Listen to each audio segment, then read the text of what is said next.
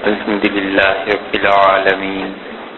الصلاۃ والسلام علی سید الانبیاء والمرسلین وعلی آلہ واصحابہ اجمعین، اما بعد۔ گزشتہ 2 دنوں سے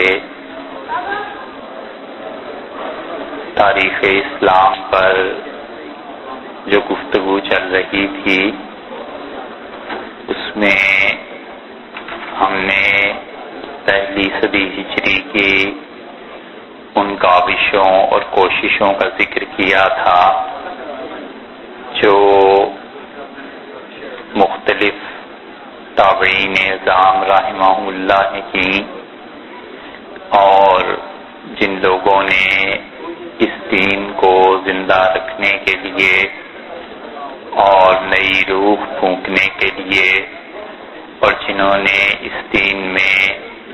نہایت اعلیٰ کارہائے نمایاں انجام دیے، کچھ ان کا تذکرہ ہوا۔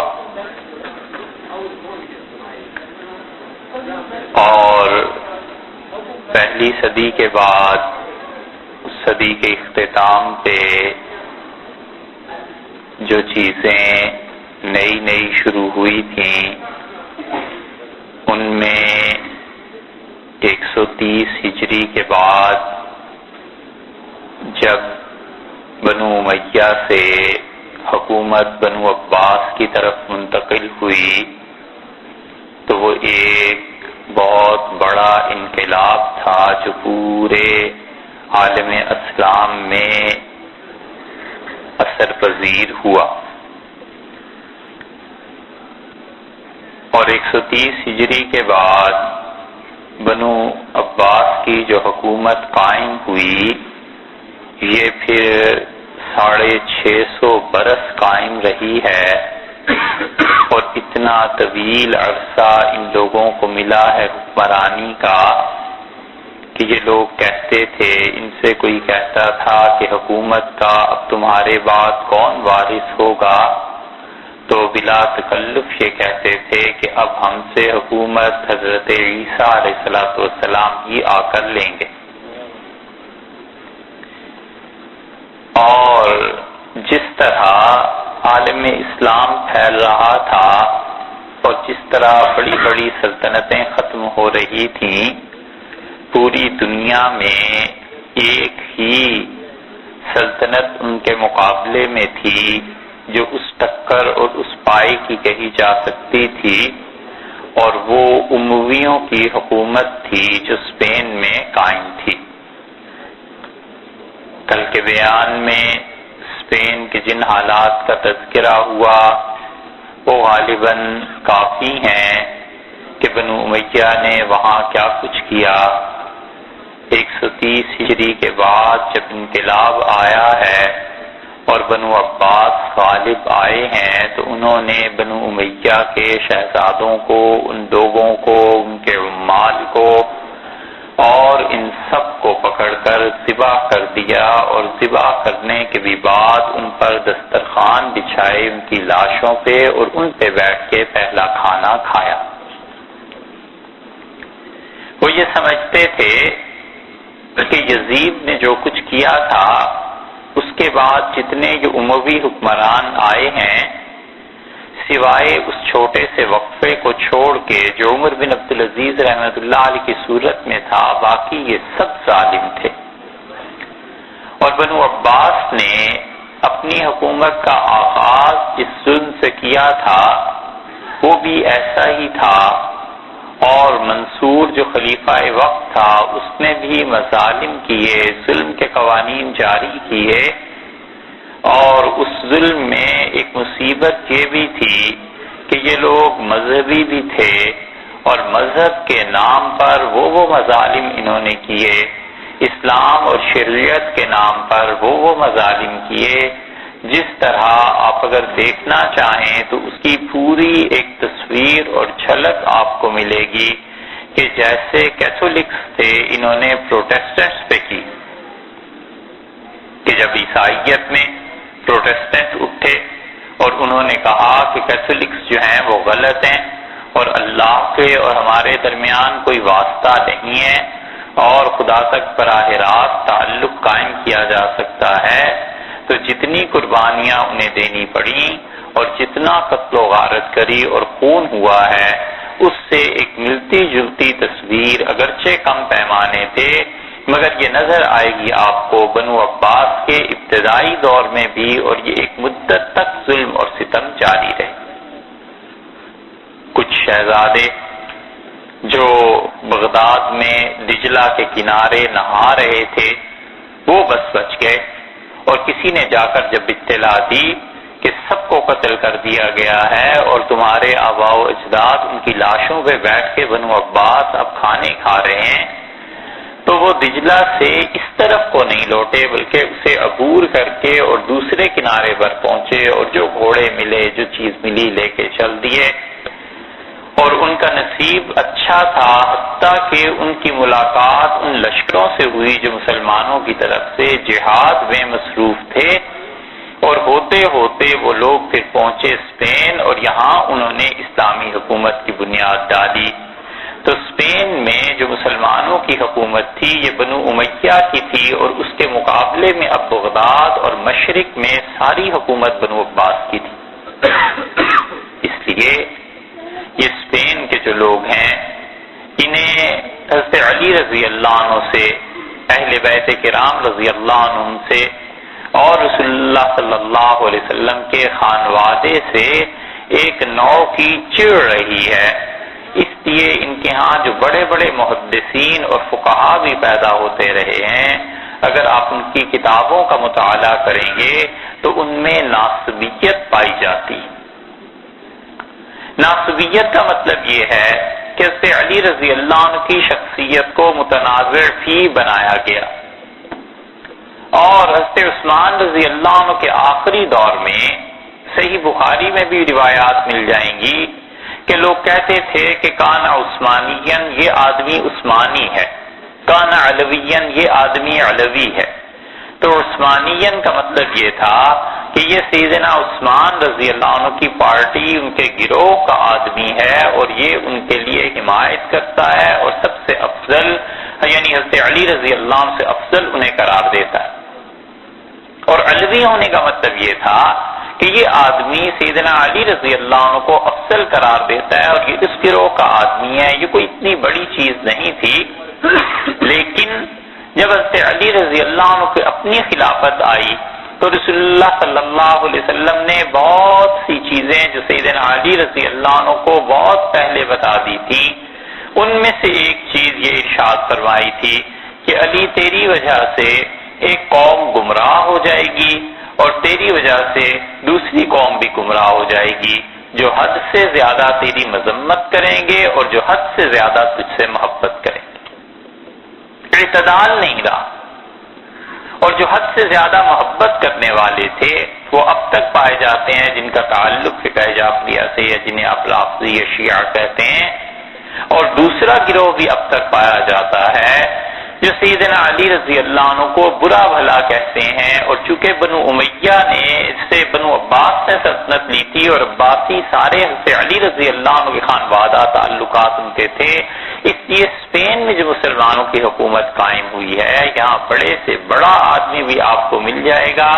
لیکن ان کی کتابیں، ان کی تحریر، ان کی حدیث کی شرح، ان چیزوں میں کہیں نہ کہیں یہ بو آ جاتی ہے کہ حضرت علی رضی اللہ عنہ زیادہ حق پہ نہیں تھے، فلاں بات ہو گئی تھی، فلاں بات ہو گئی۔ یہاں تک کہ ابن عربی کو اگر آپ پڑھیں تو یہ ابن عربی دو ہیں اور دونوں مالکی ہیں اور دونوں ہی 6 صدی کے ہیں اور دونوں ہی اسپین کے ہیں، تو ان کے ناموں میں گڑبڑ ہو جاتی ہے۔ ایک ابن عربی رحمت اللہ علیہ وہ ہیں جو صوفی ہیں، بہت بڑی شخصیت ہے، اور ان کے ساتھ ایک ابن العربی وہ تھے جنہوں نے قرآن پاک کی شرح بھی لکھی ہے، تفسیر احکام القرآن کے نام سے وہ مل جاتی ہے، وہ مورخ تھے۔ انہوں نے ایک کتاب لکھی العواصم من القواسم، اور اس میں وہی ناصبیت ان میں بھی آئی ہے کہ حضرت علی رضی اللہ عنہ کے خاندان سے ایک طرح سے نفرت، چڑ، ان سے جان چھڑانے کی بات، اور لکھتے لکھتے وہ یہاں تک لکھ گئے کہ قتل الحسین بسیف جدہ، حسین رضی اللہ عنہ کے قتل میں کسی کا قصور نہیں، وہ تو اپنے نانا کے قانون کی وجہ سے خود ہی قتل ہوئے، کیونکہ رسول اللہ صلی اللہ علیہ وسلم نے باغیوں کے خلاف قتل کا حکم دیا ہے جہاد کا، تو حسین رضی اللہ عنہ جو شہید ہوئے ہیں تو کوئی ایسی یزید کا قصور نہیں تھا، وہ تو قانون نافذ ہوا ان پہ۔ تو اس قسم کی چیزیں بہت مل جاتی ہیں ان کے ہاں۔ اور ادھر بنو عباس کی جو حکومت 130 کے بعد قائم ہوئی ہے اور جمی ہے، جب اس کو جمنے میں وقت لگا ہے، اور جو ان کے مخالفین تھے سب سے پہلے تو انہوں نے عالم اسلام میں ان کو چن چن کے ختم کیا، اور ان میں بہت بڑی شخصیت کل جیسے کہ عرض کیا تھا امام ابو حنیفہ رحمۃ اللہ علیہ کی تھی، اور امام ابو حنیفہ رحمۃ اللہ علیہ کو جیل میں انہوں نے زہر دے دیا، ختم کر دیا، اور انہوں نے سوچا کہ وہ لوگ جو فتوے دیتے ہیں اور وہ لوگ جو ہماری حکومت کے خلاف جدوجہد میں مصروف ہیں کسی طرح انہیں ختم کیا جائے۔ اور اسی سلسلے میں بہت سے اور لوگوں کو بھی ان مسائل کا سامنا کرنا پڑا۔ امام ابو یوسف رحمۃ اللہ علیہ جب قاضی بنے ہیں تو اس وقت جا کر حالات کچھ قابو میں آئے ہیں، کیونکہ امام ابو یوسف رحمۃ اللہ علیہ کا دبدبا، روب، قاضی القضات ان کا ہونا، بڑا عہدہ ان کا ہونا، یہ سب اثر پذیر ہوتا تھا اتنا کہ لوگ ان کے سامنے گفتگو نہیں کر سکتے تھے، اور علمی مرتبہ بھی ان کا بہت بلند تھا۔ تو ہوتے ہوتے جب حالات جمے اور آہستہ آہستہ اسلامی حکومت کے بنو عباس کا جو انقلاب تھا وہ کامیاب ہونا شروع ہوا، تو ان کی توجہ اس طرف لگ گئی کہ علم کو حاصل کرنا چاہیے، اور تعلیم بہت بڑی چیز ہے، اور اس تعلیم کے لیے بغداد میں دارالحکمت قائم ہوا، اور دارالحکمت میں یہ تھا کہ جتنی بھی کتابیں باہر سے آتی تھیں اس کے ترجمے کیے جاتے تھے، اور وہ مسلمانوں میں آہستہ آہستہ عام ہونے لگی۔ اور جب مامون الرشید کا دور آیا ہے تو اور بلکہ اس سے بھی پہلے ہارون الرشید کے دور میں پوری طرح بنو عباس کا سکہ جمع ہوا تھا، اور ہارون الرشید کا حال یہ تھا کہ وہ ایک مرتبہ گرمی کے موسم میں کھڑا تھا اور بادل کا ایک ٹکڑا اسے نظر آیا، تو اس نے کہا اس بادل کے ٹکڑے سے مزاح میں یا ویسے ہی کہ تم برس جاؤ ہم پہ، اور بہت شدید گرمی، ہوا کا جھونکا آیا اور بادل آگے چلا گیا، تو ہارون ہنسا اور اس نے کہا کہ فمتری حیث شئت، جہاں تمہارا جی چاہے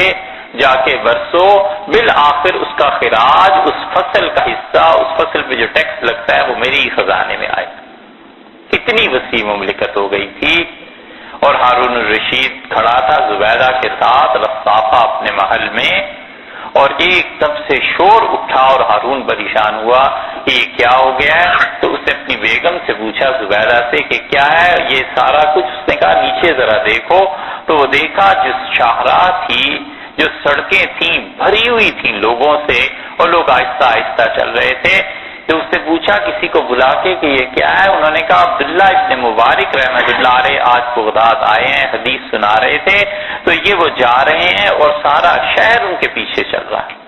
اس نے کہا یہ شور کیا ہوا؟ اس نے کہا شور یہ ہوا کہ ان کی بیگم زبیدہ نے کہا کہ عبداللہ ابن مبارک رحمۃ اللہ علیہ کو چھینک آئی اور انہوں نے الحمدللہ کہا ہے، تو یہ یرحمک اللہ جن لوگوں نے کہا یہ ان کا شور تھا،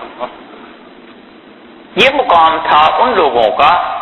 تو جن جن لوگوں نے حکومت کے ساتھ ٹکر نہیں لی اور سیاسی نظام سے بالکل الگ رہے، یہ ایک مستقل گروہ تھا اور بہت بڑا کام ان لوگوں نے بھی کیا۔ یہ نہیں کہا جا سکتا کہ ان لوگوں کی قربانیاں اور محنتیں کچھ کم تھیں، کیونکہ اگر وہ حکومت کے معاملات میں الجھ جاتے اور سیاست میں آ جاتے تو یہ دین کا بہت بڑا کام جو محدثین کے ذریعے انجام پایا یہ نہ ہوتا۔ اس لیے اصول کی بات یہ ہے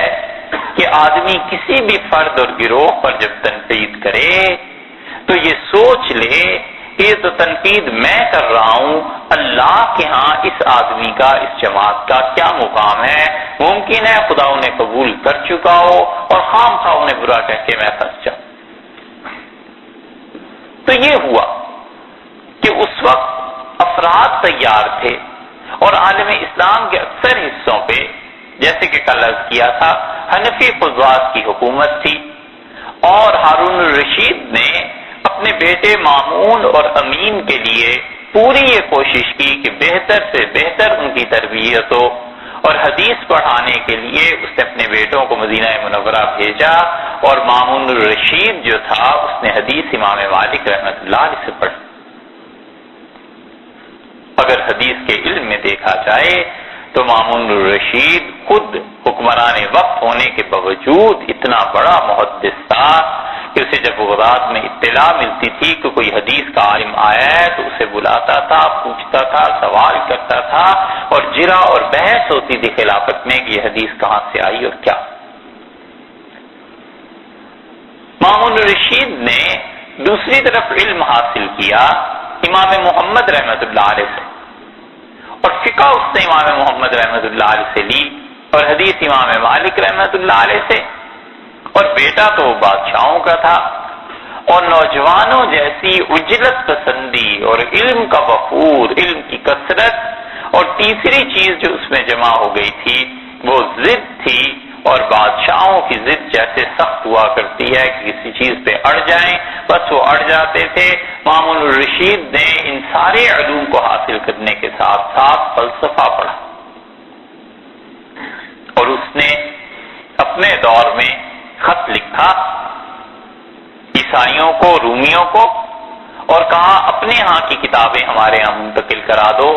ہم ان چیزوں کو پڑھنا چاہتے ہیں۔ تو عیسائی بڑے خوش ہوئے، جو بادشاہ تھا اس نے پادریوں کو بلایا اور کہا کہ مسلمانوں کی طرف سے یہ خط آیا ہے۔ انہوں نے کہا وہ کتابیں جو صدیوں سے بند پڑی ہیں اور ہم نے انہیں پڑھنے کی اجازت نہیں دی، یہ فوری طور پہ منتقل کرو تاکہ اس قوم میں فکری زوال پیدا ہو جائے گا۔ جب ان چیزوں کو پڑھیں گے تو نئی سے نئی بحثیں ان کے ذہن میں آئیں گی، نتیجہ یہ کہ ان کی بنیاد ہل جائے۔ ایک تو کام یہ ہوا کہ کتابیں آئیں، اور جب ترجمے شروع ہوئے ہیں تو اللہ تعالی کی ذات، اس کی صفات، انبیاء علیہ السلام کے معجزات، قیامت، حشر، غیب کا پورا عالم جس پہ اللہ نے اس کے نبیوں نے علیہ السلام ایمان لانے کا حکم دیا تھا، فلسفے کے مزاج سے اثر یہ ہو گیا کہ ہر چیز کو کہتے تھے عقل سے ثابت کرو۔ اللہ تعالی کی ذات کا جب مسئلہ آیا عقلی مباحث چھڑ گئی، خدا کی صفات کا مسئلہ آیا اس میں بھی عقل کو دخل دیا۔ محدثین کہتے تھے قیامت میں اللہ تعالیٰ کی زیارت رویت ہو گئی، اب ہوگی، اب بھی یہی عقیدہ ہے ہر مسلمان کا۔ وہ کہتے تھے کہ جس کو دیکھنا ہے اس کا کوئی جسم اور وجود ضروری ہے، تو تم خدا کے لیے جسم ثابت کرتے ہو، لہذا انکار کرو اس بات کا خدا کو قیامت میں نہیں دیکھے۔ اور ایک طرف ان کی یہ چیزیں شروع ہوئیں، دوسری طرف عیسائیوں کو موقع ہاتھ آیا اور انہوں نے آہستہ آہستہ لوگوں کو بھیجنا شروع کیا کہ جا کر مسلمانوں کے علمی اور دینی حلقوں میں نئے سے نئے سوالات پیدا کرو تاکہ لوگوں کو پتہ چلے کہ کیا چیز ہے جو صحیح ہے اور کیا چیز ہے جسے ہم صحیح کرنا چاہتے ہیں۔ اب ایک مجمع ہوتا تھا، 10,000 آدمی بیٹھے ہوئے ہیں اور یا 1000 آدمی بیٹھے ہوئے ہیں، حدیث پڑھ رہے ہیں، ایک آدمی اٹھتا تھا لڑکا، وہ کھڑے ہو کے کہتا تھا حضرت یہ کہیے کہ قیامت میں اللہ تعالیٰ کو دیکھا جا سکتا ہے یا نہیں؟ وہ کہتے تھے دیکھا جا سکتا ہے، وہ کہتا تھا دیکھنے کے لیے جسم لازم ہوتا ہے۔ اب محدثین کے ہاں یہ طریقہ اور یہ اصول نہیں تھا، اور وہ لوگ اس قسم کی مباحث کے نہ عادی تھے، نہ ان کی تعلیم ایسے تھی اور نہ ان چیزوں میں پڑے تھے کبھی۔ وہ کہتے تھے سیدھا سادہ جو قرآن و حدیث میں آیا ہے اس کو مانو، عملی زندگی اپنی بناؤ، جو عمل کی زندگی ہے اس کی طرف توجہ دو، یہ فکر اور یہ بحث اور یہ فلسفے ان سے کیا غرض ہے۔ ایک نیا سوال اٹھا، اور جب فلسفے کا اثر زیادہ ہوا مامون الرشید پہ تو اس سے عمومی طور پر تابعین کے دور میں جو ایک ذہنیت پیدا ہوئی وہ یہ تھی کہ ہر چیز کو عقل کے حساب سے پرکھا جائے، تو انہوں نے عذاب قبر کا انکار کیا اور انہوں نے کہا کہ قبر کا عذاب نہیں ہو سکتا، اس لیے قبر میں ہم دیکھتے ہیں کوئی چیز ایسی ہے نہیں جو عذاب دے، عقل میں ہی نہیں آتا۔ واصل ابن عطا ایک شخص تھا اور اس نے سب سے پہلے گروہ جتھا بنایا اور ان لوگوں نے کام کرنا شروع کیا، اور حسن بصری رحمۃ اللہ علیہ کا وہ شاگرد تھا. حسن رحمۃ اللہ علیہ کسی نے کہا کہ بغداد میں یا مسجد میں بصرہ میں آپ کے حلقے کے مقابلے میں ایک حلقہ قائم ہو گیا ہے اور واصل اس حلقے کو وہ اس کی تربیت کرتا ہے, تو آپ اس کے بارے میں کیا کہتے ہیں؟ ان کا اعتزلوا عنا, یہ ہم سے جدا ہو گئے. اعتزال کا مطلب الگ ہو جانا, اور اس سے ان کا نام پڑا کہ یہ معتزلہ ہو گئے. مطلب یہ ہے کہ انہوں نے امت کی جو مین لائن تھی اسے چھوڑ کر ایک طرف کو ہو گئے. ایک تو یہ ہوا, اور اوپر سے جب انہوں نے فلسفہ پڑھا ان لوگوں نے تو پھر رہی صحیح کسر بھی نکل گئی, اور یہ گروہ اتنا بڑا ہے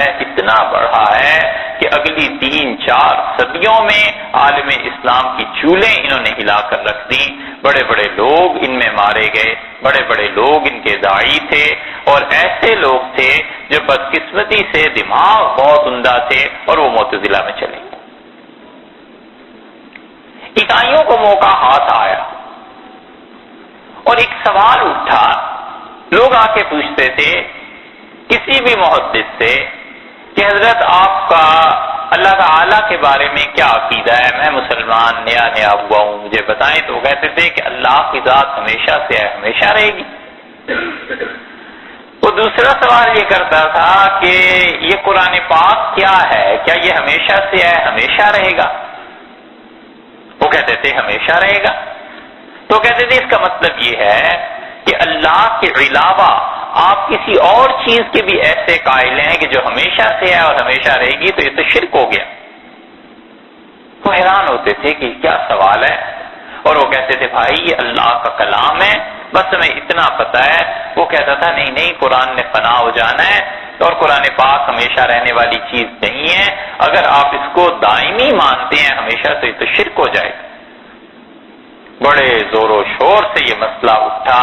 پورے عالم اسلام میں کہ قرآن کیا ہے, اور معتزلہ نے کہا کہ یا تو قرآن کو خالق مانو یا مخلوق مانو. خالق اور مخلوق کے درمیان تو کوئی درجہ تیسرا دنیا میں ہے ہی نہیں, یا تو اللہ ہے یا اس کی مخلوق ہے, اور تو کچھ ہے نہیں. تو اگر قرآن خالق نہیں ہے, آپ اسے کہتے ہیں اللہ نہیں ہے, تو پھر یہ مخلوق ہونا چاہیے.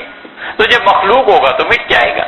یہ آپ کیسے کہتے ہیں کہ قرآن نہیں مٹ سکتا؟ یہ قرآن کے مخلوق ہونے کا مسئلہ تھا. انہوں نے اس طرح لوگوں کی عقل کو قابو میں کیا, اور اس کے مقابلے میں اہل سنت والجماعت کا مسلک اور محدثین اور فقہا کا یہ تھا کہ وہ کہتے تھے یہ کلام اللہ کی صفت ہے. اللہ تعالیٰ کی کئی ایک صفات ہیں, جیسے رحمان اللہ کی صفات میں سے ہے, رحم کرنا ہے, اسی طرح عدل ہے, اسی طرح کلام بھی اللہ کی صفات میں سے ایک صفت ہے. اور ہم اللہ کی ذات اور صفات دونوں کے متعلق اس بات کے قائل ہیں کہ ان پہ فنا نہیں آتی.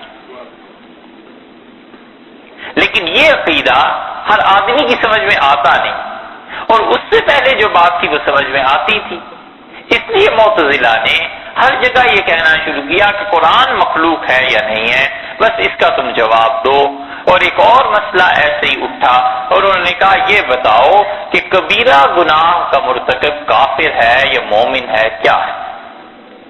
اور جتنی وہ احادیث جن میں رسول اللہ صلی اللہ علیہ وسلم نے فرمایا تھا کہ جو شخص یہ کام کرے وہ مومن ہی نہیں ہے, جس نے جان بوجھ کے نماز چھوڑ دی اس نے کفر کیا, اس قسم کی احادیث انہوں نے سنانا شروع کی. اور انہوں نے کہا صاحب یا تو فتویٰ یہ لگائیے کہ یہ کافر ہے, یا فتویٰ کبیرہ گناہ کے مرتکب پہ لگائیے کہ مسلمان ہے. ایک چیز کیجیے, قرآن پاک کی آیت بھی لے آئے کہ اللہ تعالی نے فرمایا جس نے جان بوجھ کر کسی مومن کو قتل کیا وہ ہمیشہ ہمیشہ جہنم میں رہے گا. تو وہ کہتے تھے کہ دیکھیے ہمیشہ ہمیشہ تو کافر ہی رہے گا, اور یہ قتل گناہ کبیرہ ہے, تو کبیرہ گناہ کا مرتکب کافر ہوگا تو ہی تو ہمیشہ رہے گا, وگرنہ کیوں رہے گا؟ محدثین نے بڑا سمجھانے کی کوشش کی کہ اس کا مطلب اللہ تعالیٰ کا یہاں فرمان کا یہ ہے کہ اس کی سزا تو ایسے ہی ہونی چاہیے, کیونکہ انسانوں کی جان سے کھیلنا, کسی کو قتل کرنا کوئی معمولی بات ہے, لیکن ہوگا ایسے نہیں. اس پیچیدگی یا جو بھی اسے کہیے, اس بات کو وہ پیچیدہ بنا کے لوگوں کے سامنے معتزلہ پیش کرتے تھے اور اپنے عقلی دلائل نتیجہ یہ نکلا کہ معتزلہ نے کہا اس کا حل یہ ہے کہ ایمان اور کفر کے درمیان ایک درجے کو اور تسلیم کر دیا جائے. یہ بحث پچھڑی رہی اور سب سے زیادہ طویل اور سب سے زیادہ ہلا دینے والی بحث یہ تھی کہ قرآن مخلوق ہے یا نہیں. اور بدقسمتی ایسی تھی کہ چونکہ حنفی فقہا پر عقلیت کا غلبہ تھا اور امام ابو حنیفہ رحمۃ اللہ علیہ کا اجتہاد اور ان کی بات ان کے دماغ کی رسائی بہت آگے تک تھی، تو ہوا یہ کہ بہت سے لوگ جو حنفی تھے مسلک کے اعتبار سے، نماز روزہ حج زکات میں حنفی تھے، اپنے عقیدے کے اعتبار سے بہت سے معتزلی حنفی ہو گئے.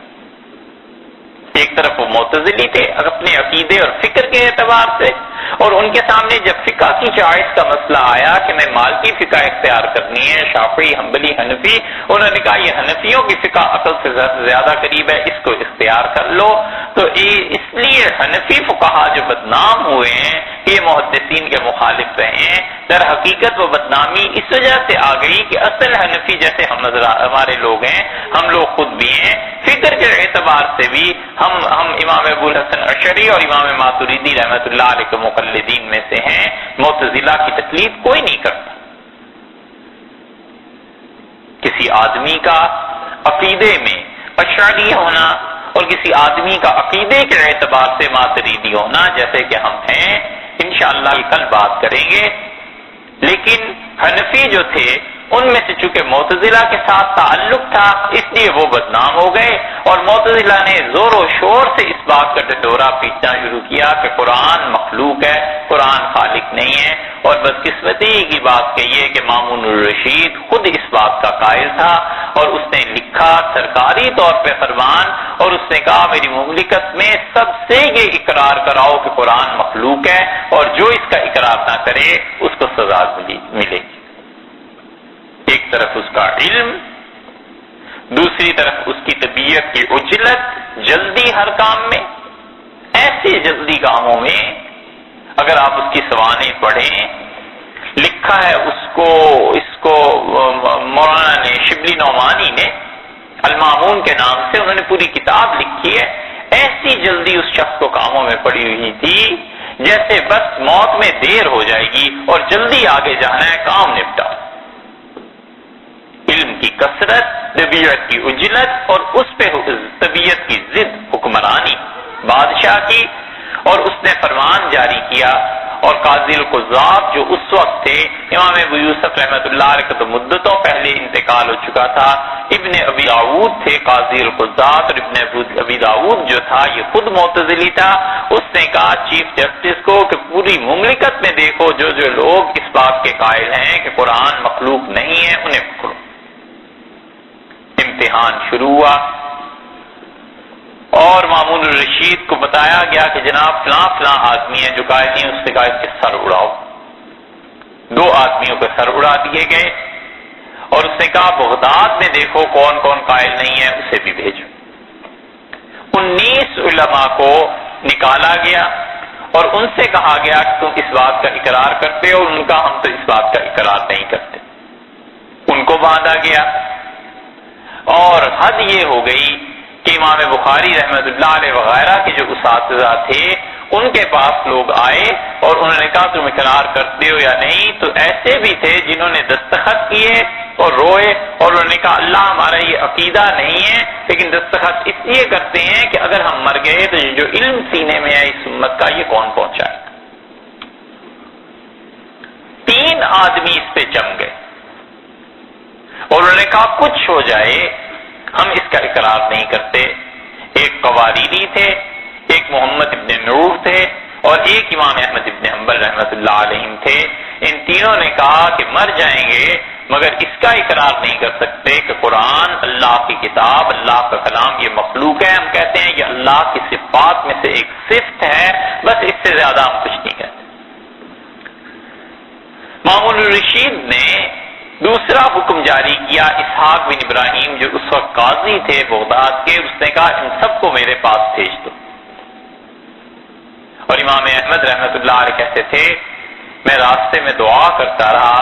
کہ خدا بندہ یہ مامون امام محمد کا شاگرد ہے اور امام شافعی رحمۃ اللہ علیہ سے اس نے پڑھا ہے، اللہ میرا اس کا سامنا نہ ہو، یہ اتنا علم والا ہے لیکن اس کے باوجود گمراہی میں پڑ گیا ہے، میرا اس کا کسی طرح سامنا نہ ہو۔ ادب، حجاب، احترام جو ایک دوسرے کا تھا کہ یہ ختم نہ ہو جائے۔ اللہ کی شان ایسی ہوئی کہ امام احمد رحمۃ اللہ علیہ بغداد پہنچے اور پتہ چلا کہ مامون کا چند دن پہلے انتقال ہو گیا۔ مامون نے جاتے ہوئے وصیت کی اپنے بھائی معتصم باللہ کو، جو اس کے بعد اقتدار میں آیا ہے، اور معتصم باللہ کو مامون کو دونوں بھائیوں کو بڑی محبت تھی، بڑا تعلق تھا، اور اس نے کہا کہ میرے بعد مملکت میں عقیدے میں یہ بات شامل رکھنا کہ کوئی بھی آدمی اس عقیدے کے علاوہ دوسرا عقیدہ نہیں رکھ سکتا کہ قرآن اللہ کی مخلوق ہے، بغیر کوئی بیجا تنقید کیے یہ چیز۔ اگر آپ اس کا دور، اس کی حالت دیکھنا چاہیں تو جب یہ سعودیہ میں انقلاب برپا ہوا تھا محمد بن عبد الوہاب کا، اس زمانے کے حالات اگر آپ سعودیہ کے پڑھیں تو بلا تکلف وہ گردن اڑا دیتے تھے ہر اس انسان کی جس کے متعلق انہیں اندازہ ہو جاتا تھا کہ اس کا عقیدہ وہ نہیں جو ہمارا عقیدہ۔ اتنا ظلم انہوں نے کیا، اتنا ظلم مچا ہوا تھا کہ ہمارے بزرگوں میں حضرت خلیل احمد صاحب سہارنپوری رحمۃ اللہ علیہ مدینہ منورہ ہجرت کر گئے تھے، شیخ الحدیث وہاں زکریا صاحب رحمۃ اللہ علیہ کے مرشد، ان کے استاد، اور مسجد نبوی میں وہ بیٹھے ہوئے تھے، اور یہ سلطان یہ سعود جو تھا یہ آیا نماز پڑھنے، اور قاضی القضات بلحید وہ بھی ساتھ تھے، تو اس نے سنا تھا حضرت کے متعلق، مصافحہ کیا، ملا، اور حضرت رحمت اللہ علیہ کو اور اکابر کی طرح اللہ نے یہ وصف دیا تھا صاف بات کرنے کا، کوئی ڈر خوف کیا ہونا تھا۔ حضرت نے کہا کہ آپ کی مملکت میں نبی کریم صلی اللہ علیہ وسلم کے لیے سیدنا محمد کہنا منع ہو گیا ہے اور لوگ اس پہ جھگڑے کرتے ہیں، یہ کون سا دین ہے؟ تو قاضی بلحید نے کہا رسول اللہ صلی اللہ علیہ وسلم نے فرمایا تھا، منع کیا تھا کہ مجھے سید آقا نہ کہا کرو۔ انہوں نے کہا وہ تو اس لیے منع کیا تھا کہ کوئی بھی آدمی اپنے متعلق نہیں کہتا کہ مجھے اتنے بڑے القاب سے یاد کرو، وہ کثر نفسی تھی، عاجزی تھی، اور قرآن نے یحییٰ علیہ السلام کے متعلق کہا ہے کہ سیدن، یحییٰ سردار تھا، تو رسول اللہ صلی اللہ علیہ وسلم کیوں سید نہیں تھے؟ وہ کیوں سردار نہیں تھے؟ اور حدیثیں جب سنائیں تو شاہ سعود نے اس سے پوچھا کہ یہ واقعی حدیث میں آیا؟ اس نے کہا حدیثیں تو حضرت صحیح پڑھ رہے ہیں۔ چپ ہو گئے، اور اب جب گئے ہم مسجد نبوی میں حاضری کی توفیق ہوئی، وہاں جو شافعات نے گیٹ بنایا ہے اس پہ لکھا ہے سیدنا رسول اللہ صلی اللہ علیہ وسلم۔ ہم نے بہت سے دوستوں کو کہا کہ اس سیدنا کے لفظ پہ درے پڑھتے تھے رسول اللہ صلی اللہ علیہ وسلم کو کوئی کہہ دے اس کے والد کے زمانے میں، اور اب دیکھو کیا ہے۔ اس لیے کبھی بھی دین کے معاملے میں یہ نظریہ ہونا ہی نہیں چاہیے کہ ہمارا مخالف جو ہے وہ بالکل غلط ہے۔ اپنے نفس کی آمیزش بیچ میں آ جاتی ہے، اپنے جی کی بڑائی بیچ میں آ جاتی ہے، وگرنہ اندر اپنا بھی سمجھ رہا ہوتا ہے کہ حق ادھر بھی تھوڑا بہت کچھ نہ کچھ تو ہوگا، اس کے پاس بھی تو کوئی دلیل ہو۔ یہ بات وہاں پیش آئی، اسی لیے اب تک اس مزاج کو اگر آپ دیکھیں تو اتنا شدید مزاج ہے کہ کسی سے آپ ملیں چند باتوں کے بعد کہتا ہے تمہارا عقیدہ اللہ تعالیٰ کے بارے میں کیا ہے؟ وہ ہر جگہ موجود ہے یا عرش پر ہے؟ ارے اللہ کے بندو، یہ علماء کی بحث اور کس کس کی بحث، اس سے کیا مطلب ہے؟ اگر اس سوال کا مطلب یہ ہے کہ یعنی تم مسلمان ہو یا نہیں ہو، علیہ باللہ، یہ اب بھی مزاج پایا جاتا ہے یہی، کیونکہ قوم کی تربیت انہی خطوط پہ ہوئی ہوئی ہے کہ پہلے تو یہ عقیدہ پوچھو کہ اللہ ہر جگہ ہے یا صرف عرش پہ ہے۔ حالانکہ سوچا جائے تو کیا عالم اسلام کے سارے اور مسائل ختم ہو گئے ہیں کہ ایک یہی مسئلہ رہ گیا؟ تو یہ 3 آدمی بغداد میں لائے گئے اور مامون الرشید کا انتقال ہو گیا، اور اس نے اپنے بھائی معتصم کو لکھا کہ 2 کام میری زندگی کے بعد کرنے ہیں، ایک نہیں کرنا اور ایک کرنا ہے، قاضی ابن ابی داؤد کو اپنی جگہ سے نہ ہٹانا، یہ بڑا وفادار آدمی ہے ہمارے خاندان کا، اور دوسرے یہ کہ قرآن کا جو بھی اس کا قائل ہے کہ قرآن مخلوق نہیں ہے اس کو نہ چھوڑنا، سزا دینا۔ معتصم نے بلایا اور محمد ابن نوح رحمۃ اللہ علیہ کا اور قواریری رحمۃ اللہ علیہ کا بھی انتقال ہو گیا، اور امام احمد ابن حنبل رحمۃ اللہ علیہ جب پہنچے ہیں بغداد تو پتہ چلا 19 علماء اور ہیں پورے عالم اسلام کے جنہوں نے کہا ہے مر جائیں گے مگر اس عقیدے کا اقرار نہیں کریں گے۔ انہوں نے کہا ان کا امتحان لو، اور معتصم نے بلایا اور معتصم نے امام احمد رحمۃ اللہ علیہ سے پوچھا کہ تمہارا عقیدہ کیا ہے؟ انہوں نے کہا امیر المومنین میں آپ سے پوچھتا ہوں کہ کس چیز سے آدمی مسلمان ہوتا ہے؟ رسول اللہ صلی اللہ علیہ وسلم کس چیز کو لے کے آئے تھے؟ معتصم سوچتا رہا اور پھر اس نے کہا لا الہ الا اللہ کے ساتھ مبعوث ہوئے۔ انہوں نے کہا آپ ہی کے پردادا حضرت عباس رضی اللہ عنہ کی روایت آئی ہے کہ نبی کریم صلی اللہ علیہ وسلم نے عبد القیس کا جب وفد آیا تھا تو اس قبیلے سے کہا تھا کہ اللہ کے ایک ہونے کی گواہی دینا اور میری رسالت کی، اور نماز پڑھتے رہنا، زکوٰۃ دینا، خمس کا ادا کرنا، 5واں حصہ اپنے مال کا، اور یہ ارشاد فرمائے تھے اور فرمایا تھا کہ تم بس یہ اس پہ قائم رہنا اور تم مسلمان ہو۔ کیا رسول اللہ صلی اللہ علیہ وسلم نے یہ بھی اس میں کہا تھا کہ قرآن کے متعلق تمہارا کیا عقیدہ ہے؟ اس پہ معتصم چپ ہو گیا اور اس نے کہا کہ میں تمہارے لیے احمد اتنا ہی شفیق اور نرم مزاج سے ہوں جیسے باپ اپنی اولاد کے لیے ہوتا ہے، بس تم ایک بار اقرار کر لو تمہاری چھٹی تمہیں بھیج دیں گے۔ امام احمد رحمۃ اللہ نے کہا آتونی بکتاب اللہ و سنت رسول، نبی کریم صلی اللہ علیہ وسلم کی سنت اور اللہ کی کتاب سے کوئی دلیل لاؤ، میں اس بنیاد پر بات کرنے کو تیار ہوں، باقی اور کچھ نہیں، میرا عقیدہ وہی۔ اس نے کہا ابن ابی داؤد سے کہ تم لوگ بات کرو، بات ہوئی، لمبا مناظرہ ہوا، لیکن امام احمد رحمۃ اللہ علیہ اسی موقف پہ قائم رہے کہ کتاب و سنت سے کوئی دلیل لائی جائے، اس کے علاوہ کچھ نہیں۔ جیل بھیج دیے گئے، پھر دوسرے دن طلبی ہوئی، اور تیسرے دن امام احمد رحمۃ اللہ علیہ کہتے تھے جب میں آیا تو میں نے دیکھا ایک ڈیڑھی سے گزرا ہوں اور لوگ تلواریں لے کے کھڑے تھے، پھر آگے نیزے لے کے کھڑے تھے، پھر وہ لوگ نہیں تھے جو پہلے تھے، اور معتصم نے بلا لیا اور اس نے مجھ سے کہا تم کیوں اپنی جان کے پیچھے پڑے ہوئے؟ اور میں چاہتا ہوں کہ تم اپنے گھر جا کر رہو اور میں تمہاری خدمت میں حاضری دوں، اور میں فوج کو لے کے آپ کی خدمت میں حاضر ہوں اور آپ کے لیے وظیفہ مقرر کروں، آپ اس بات کو لکھ دیجئے کہ قرآن مخلوق ہے۔ امام احمد رحمۃ اللہ نے کہا کہ قرآن کے مخلوق ہونے کی بات میں کبھی نہیں کہہ سکتا، بس اللہ کی کتاب اور اس کے رسول صلی اللہ علیہ وسلم کی سنت اس کا نکالو انہیں باہر۔ اور جب دھوپ میں ٹکٹکی لگا کے لکڑیاں گاڑ کے امام احمد رحمۃ اللہ علیہ کو اس پہ باندھا گیا تو امام احمد رحمۃ اللہ علیہ کی نظر پڑی ایک آدمی پہ اور اس سے کہا تم امام شافعی سے پڑھے ہوئے ہو؟ اس نے کہا جی میں حضرت سے ہی پڑھا ہوں۔ تو کہنے لگے مجھے تم سے ایک مسئلہ پوچھنا تھا مسح کے بارے میں۔ تو قاضی ابن ابی داؤد چیخنے لگا اور کہنے لگا دیکھو اس شخص کی جان نکل رہی ہے اور یہاں پہنچ کے بھی اسے مسئلوں کی تحقیق کی پڑی۔ امام احمد رحمۃ اللہ علیہ کا صحیح مزاج کا ہونا اور علم کا سیکھنا اور کئی چیزیں اس سے ثابت ہوتی ہیں کہ کتنے ٹھنڈے مزاج کے لوگ تھے، اور علم کی تحصیل دین کا سیکھنا کوئی موقع جانے نہیں دیا۔ اور امام احمد رحمۃ اللہ علیہ چونکہ حدیث پڑھے ہوئے تھے خود امام ابو یوسف سے اور امام شافعی رحمۃ اللہ علیہ سے، تو اس کی عزت بھی ان کی اتنی ہی تھی، حتیٰ کہ امام احمد رحمۃ اللہ علیہ کو ایک دن وہ فجر کی نماز پڑھا کے بیٹھے تو خط ملا انہیں،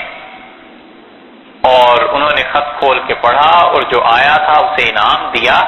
اور کہا کہ امام شافعی رحمۃ اللہ علیہ کا یہ خط مجھے ان حضرت نے لکھا ہے اور بڑی مبارک چیز ہے کہ تم خط لے کے آئے ہو۔ پڑھا تو امام شافعی رحمۃ اللہ علیہ نے لکھا تھا کہ میں نے رسول اللہ صلی اللہ علیہ وسلم کو آج خواب میں دیکھا اور مجھ سے ارشاد فرمایا ہے نبی کریم صلی اللہ علیہ وسلم نے کہ احمد کو میرا پیغام دینا اور اسے کہنا کہ عنقریب وہ آزمائش میں ڈالا جائے گا اور وہ ثابت قدم رہے، اس سے میری ملاقات جنت میں ہو جائے گی۔ اور امام شافعی رحمۃ اللہ نے لکھا کہ تم اگرچہ میرے شاگرد ہو مگر اس بات کو اپنے پلے باندھو، تمہارے ساتھ کچھ نہ کچھ ہو کر رہے گا، اور جو بنیان تم نے پہنی ہوئی ہے تمہارے جسم کے ساتھ چپکی ہوئی ہے، میرے اس قاصد کو وہ بنیان پانی میں ڈال کے نکال لینا اور وہ پانی بھیج دینا، میں سمجھتا ہوں وہ برکت کی چیز ہے، میں اسے پیوں گا۔ یہ امام شافعی رحمۃ اللہ علیہ کا خط انہیں یاد تھا۔ نتیجہ یہ کہ معتصم نے آخری بار ان سے پوچھا کہ عقیدہ کیا ہے، انہوں نے صاف کہا کہ اللہ کی کتاب اور رسول اللہ صلی اللہ علیہ وسلم کی سنت، تو اس نے کہا لگاؤ اسے کوڑے، اور 2 کوڑے انہیں لگائے ایک جلاد نے، اس نے کہا ہٹو اور دوسرے کو بھیجو، اور جب 16 یا 17 کوڑے لگے اسی شدت سے، تو قاضی نے کہا کہ احمد اللہ کا واسطہ ہے کیوں اپنی جان کے پیچھے پڑے ہوئے ہو، اگر مرنا ہی ہے کسی اور طرح مرو، جہاں مرو گے تو لوگ تمہاری لاش کو دیکھ کے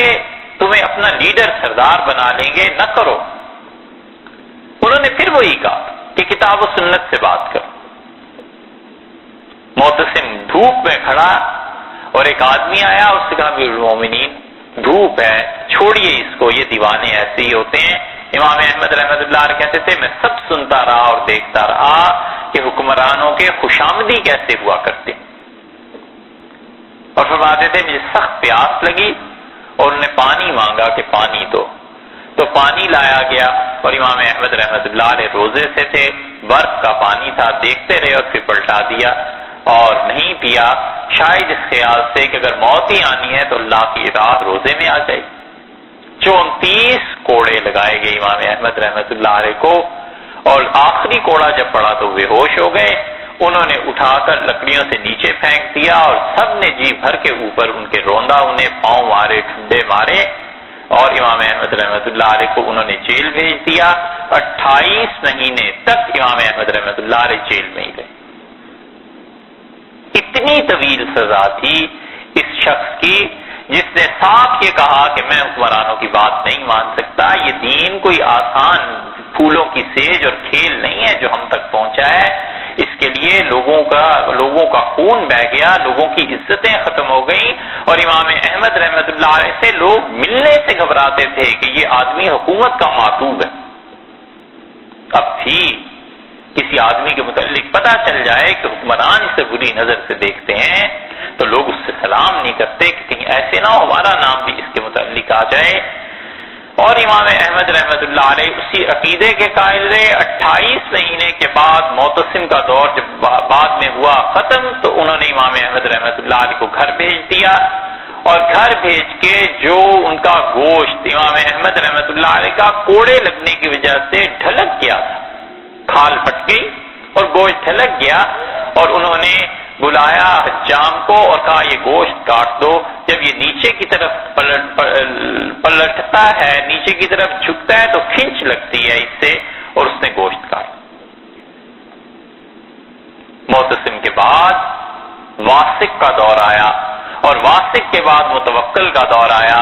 اور پھر خلافت میں اعلان کر دیا گیا کہ جو آدمی جو بھی عقیدہ رکھے ہمیں اس سے کچھ بحث نہیں ہے، بس آئندہ عقیدے کی بحث نہیں کرنی، تب جا کر کہیں لوگوں کی جان اس عقیدے اس مصیبت سے چھٹی ہے۔ حکمران وقت جب ظلم کرتے ہیں تو پھر ایسے ہی ہوتا۔ اسی لیے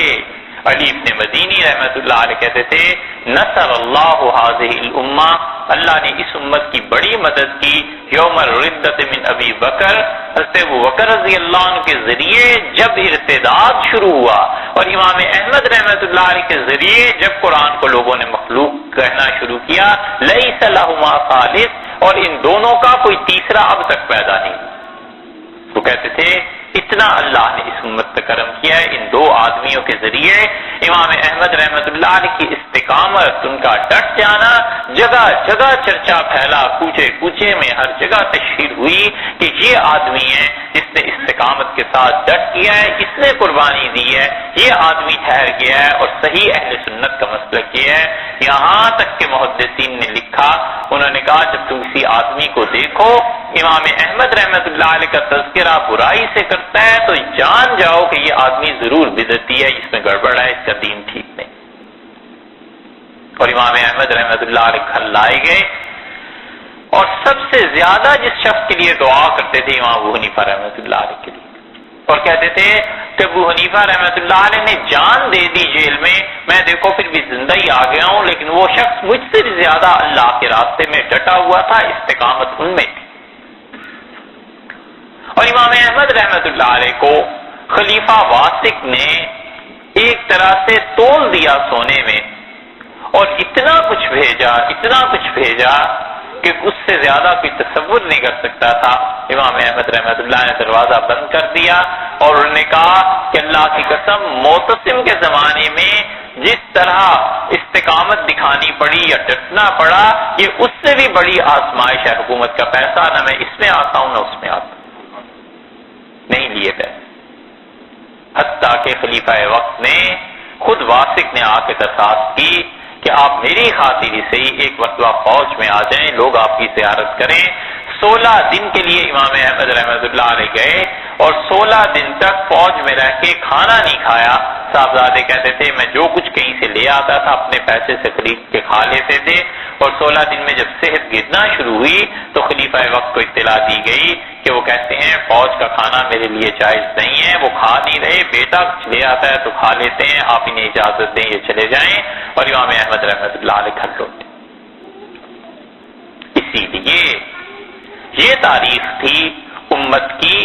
امام احمد رحمۃ اللہ علیہ نے بند باندھ دیا، اور لکھنے والوں نے کچھ غلط نہیں لکھا کہ حقیقت میں دوسری صدی کی جو تجدید تھی اور مجدد تھے وہ امام احمد رحمۃ اللہ علیہ تھے، اور انہوں نے محدثین کا سر فخر سے بلند کر دیا اور معتزلہ کو ایسی کاری ضرب لگائی کہ اس کے بعد آہستہ آہستہ یہ شہر ٹوٹنے لگا۔ مسئلہ یہ اٹھا کہ صحیح عقیدہ پھر کیا ہے؟ اللہ تعالی کی ذات کے بارے میں، اس کی صفات کے بارے میں معتزلہ اگر گمراہ ہیں تو ہدایت کہاں ہے؟ اور یہ مسئلہ جب اٹھا ہے تو محدثین پورے عالم اسلام کے ان کی نگاہ پڑی کہ عقیدے مرتب کیے جائیں۔ 3 آدمی اس دور میں ایسے پیدا ہوئے ہیں کہ اب تک اللہ نے ان کا اثر رکھا ہے۔ ایک آدمی تو ایسے تھے کہ اب تک ان کے عقیدے کی کتاب باقاعدہ پڑھائی جاتی ہے، مدارس میں بھی، ہر جگہ پہ بھی، حتیٰ کہ سعودیہ والوں نے بھی اپنے نصاب میں مرتب کر رکھی ہے، نافذ کر رکھی ہے اپنی مملکت۔ ان میں ایک شخصیت امام طحاوی رحمۃ اللہ علیہ کی تھی، انہوں نے عقیدے کو لکھا اور اللہ نے بڑی برکت دی ان کی کتاب کو، ایسی برکت دی ہے کہ اب بظاہر 1200 برس ہو گئے ہیں لیکن اب بھی عقیدہ وہی ہے جو امام طحاوی رحمۃ اللہ علیہ لکھ گئے۔ اور دوسری بڑی شخصیت امام ابو الحسن اشعری رحمۃ اللہ علیہ کی تھی، اور ابو الحسن اشعری رحمۃ اللہ علیہ معتزلہ کے چوٹی کے سردار تھے، اور لوگ کہتے تھے کہ جب تک ابو الحسن زندہ ہے معتزلہ پہ زوال نہیں آ سکتا، اور اللہ نے ان کی کایا پلٹی۔ اور تیسری شخصیت امام ابو منصور ماتریدی رحمۃ اللہ علیہ کی تھی۔ ان 3 حضرات نے پھر عقیدے کو ترتیب دیا اور بتایا کہ کتاب و سنت کی روشنی میں عقیدہ کیا ہونا چاہیے۔ انشاءاللہ کل کی نشست میں ان 3 سے بات شروع کریں گے۔